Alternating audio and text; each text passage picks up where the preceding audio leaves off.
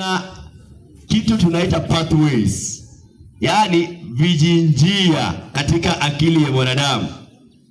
Sasa hizi pathways ama hizo njia zenye ziko katika akili za mwanadamu, sijui nieleze vipi. Hebu acha nianze na mfano rahisi ndipo tuweze kuelewa akili ya mwanadamu, ubongo yani. Wakati mvua inanyesha, maji hufurika.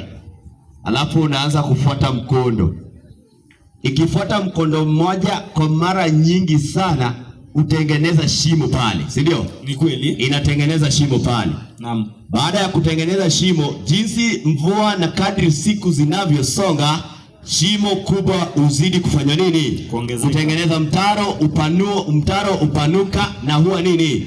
Huwa kubwa. Naam. Katika akili ya mwanadamu, maneno ambayo unayazungumza huwa yanakimbia katika akili yako kwa kitu ambazo tunaita waves.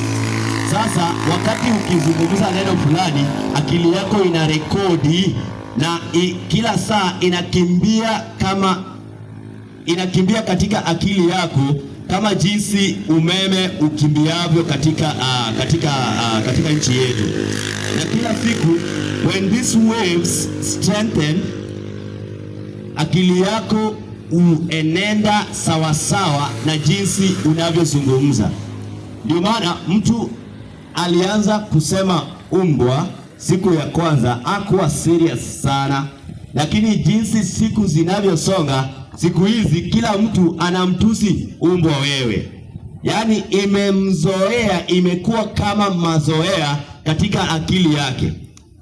Ndio maana inakupasa usiweze kuzungumza maneno mabaya, kwa sababu kadri unapozizungumza kila saa zinakuwa kwenye rekodi ya akili yako, na kila siku utazidi ukizizungumza na utajipata pia, kwa sababu kuna connection kati ya akili yako na matendo yako.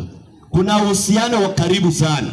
Sasa wakati unazungumza maneno mabaya, yarekodiwe kwa akili yako, hata matendo yako katika familia, katika jamii na katika maisha yako yote hayatakuwa matendo yaliyo sawasawa. Yatakuwa ni matendo ya kivita, matendo ya ugomvi, matendo ya fitina, kwa sababu maneno uliyokuwa ukiyazungumza yanakuwa kwenye rekodi la akili yako. Na hiyo pia inamaanisha usije ukapenda kukaa miongoni mwa watu wanenao maneno zilizo na nini? Uovu ndani yake, kwa sababu kila mara unapo